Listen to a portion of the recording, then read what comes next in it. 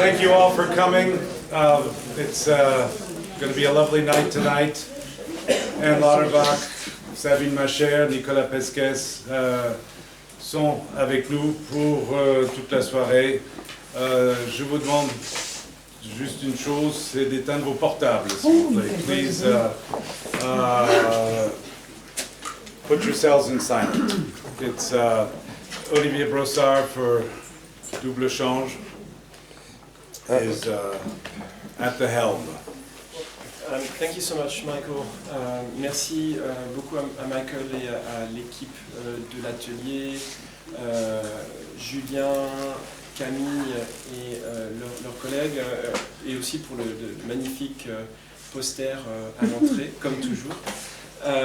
Donc nous avons 3 lecteurs ce soir. Nous allons commencer par une lecture de Nicolas Pesquès, qui sera suivie de Sabine Macher, et enfin nous terminerons avec Anne Lauterbach.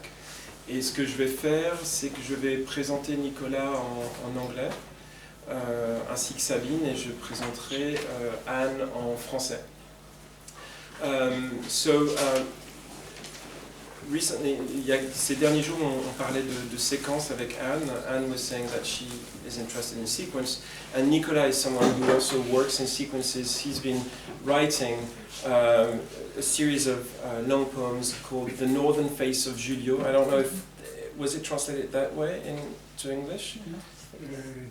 The northern side of Julio? Short pieces were translated with other titles.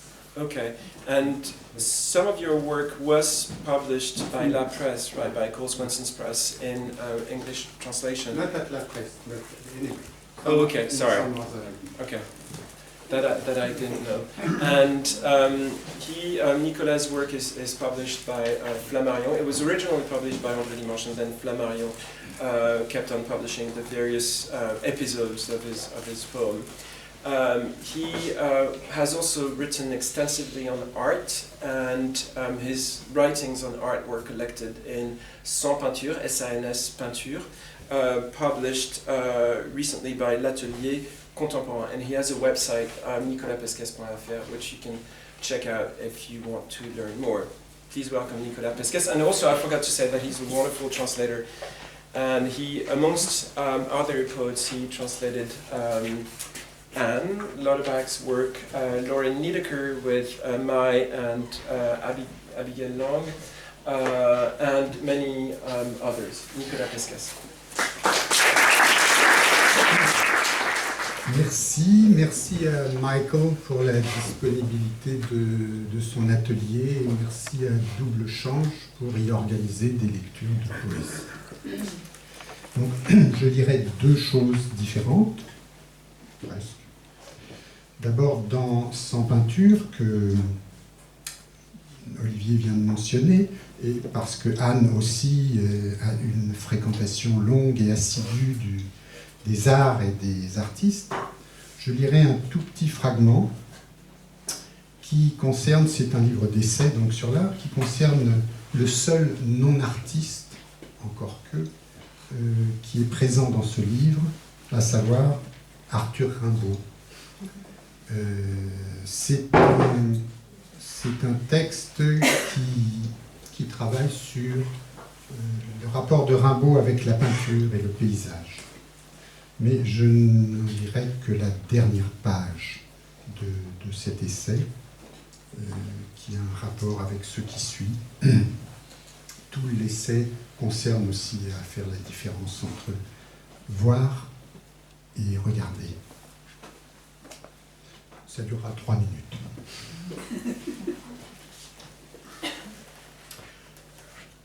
En novembre 1891, à l'hôpital de la Charité à Marseille, Arthur Rimbaud entre en agonie. Sa sœur est à ses côtés.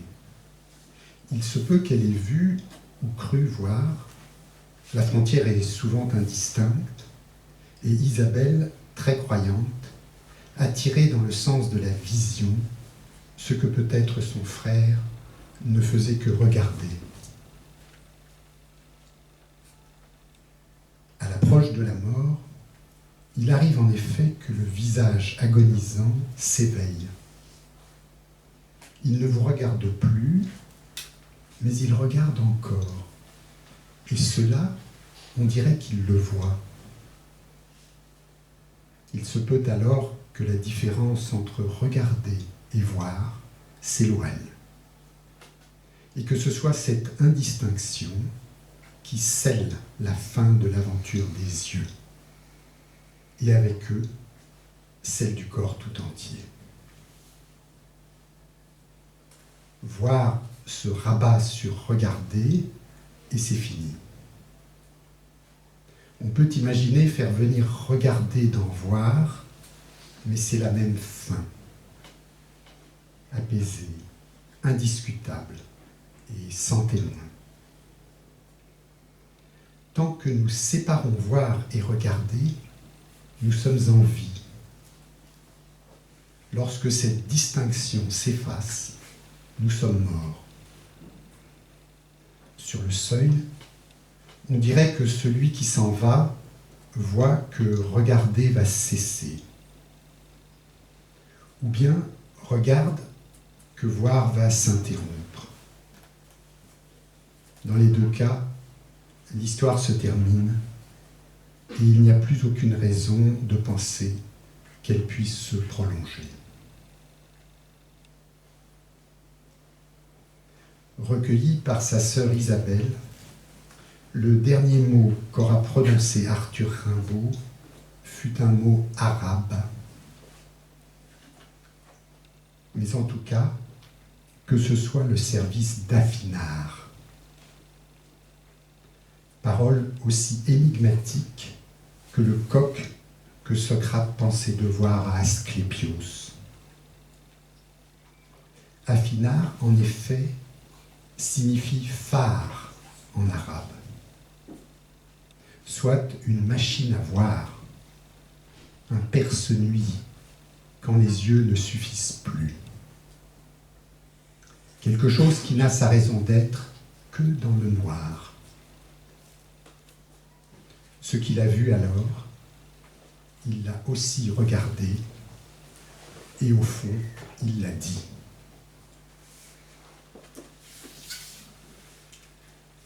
Et puis, on va enchaîner sur la face nord de Julio 17, qui sera publiée au printemps prochain chez Flammarion. Donc, je ne rappelle pas ce qu'il s'agit. Il s'agit d'une longue histoire, d'une aventure d'écriture avec une colline ardéchoise. Je vais faire une espèce de saute-mouton parmi les premières pages de J17. Donc. Et ça durera une petite dizaine de minutes.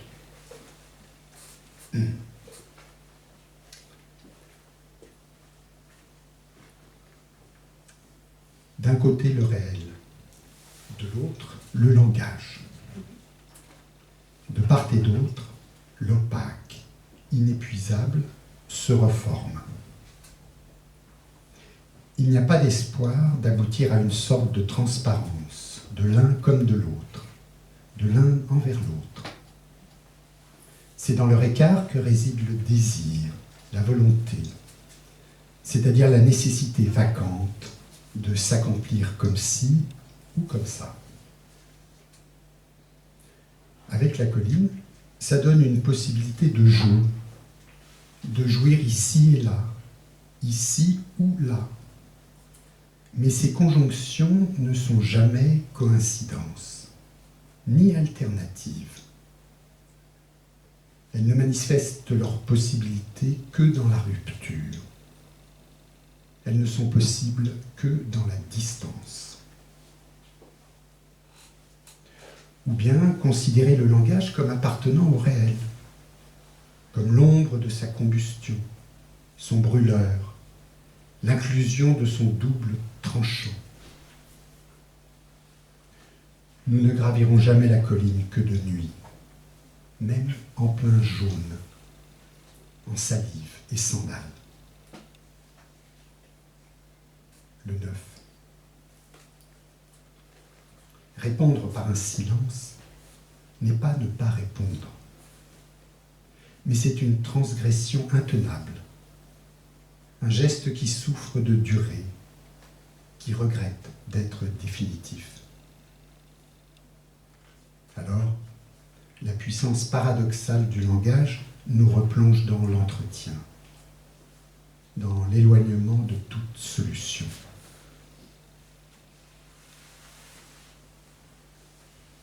Le 12. Le poème est un emboutisseur clair. Il y a du visible à tous les étages et il est intégralement feuilleté. C'est de l'embouti fondu au net, reversé en langue, plutôt comme s'il n'était pas écrit mais filmé, mieux, fabriqué, vécu. Le 13. Avec le langage, on croit se simplifier la vie. On croit que ça va marcher, que les choses vont obéir à leur description. C'est tout le contraire. Ça devient même de plus en plus compliqué avec les choses, sans parler des personnes.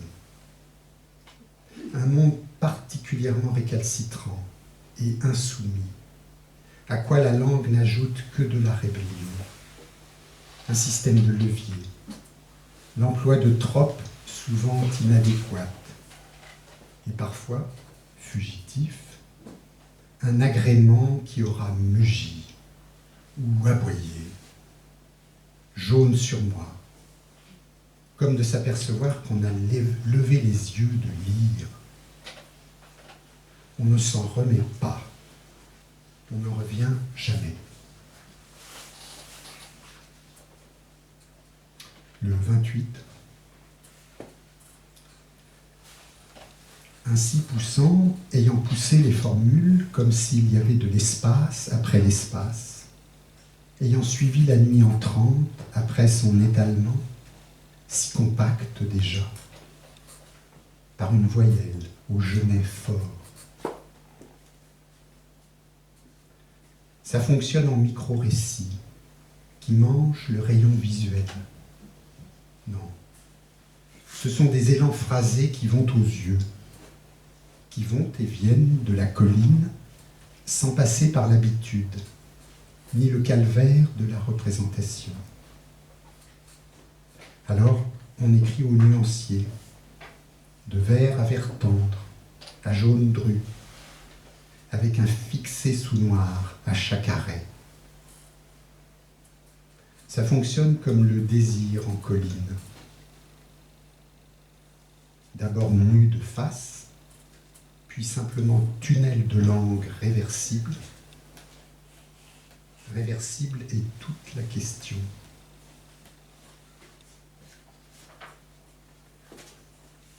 Le premier. Être nu devant et entrer dedans sans que ce soit métaphysique. De l'espace qui s'allonge et s'intensifie sans étalement. Un carré d'herbe et la buse sans bruit en haut du pin. Pourquoi ce badigeon ou cette prose qui veulent le même? Le jour se lève, ne plus rien décrire que le regard. Regarder jusqu'à ce que les règles du voir l'emportent. Un tas. Pas de dessin, mais le bleu au-dessus. Une sorte d'aplat pesant sur un brouillon. Un vaste tas avec des touffes, des grumeaux, du foisonnement empilé. Le grand chêne brut, le jaune puissant, ça se compose. Une masse et une frappe électrique. Feuillage écoulé au ras de l'herbe passionnelle. Ôter ce qui n'informe que la langue. Cueillir ce qui la déforme de voir. Le noir plus grand que la nuit, le chant du coquelicot, les yeux dans le grand bain, l'effusion se répand avec les tâches, les objections. Un fossé entre lire et entendre. Le 7. C'est la vie qui choisit. Elle frappe le corps et il acquiesce aux conséquences de ses éclats. Les yeux regardent vers ce qu'ils voient, ce après quoi ils vont, et ce vouloir voir est bien aussi ce qui est là.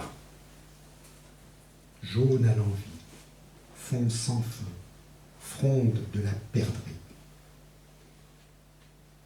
Les sons grappillent la vue, les sons grimpent jusqu'aux choses, et c'est comme si on les voyait. C'est tout le corps qui se hisse vers le vocabulaire, pour le voir, vers la colline, pour ne pas que la dire, pendant que les récits se mélangent. Ce mouvement du corps, ce languissement vers le noir, s'appelle la pensée. Et puis le 10.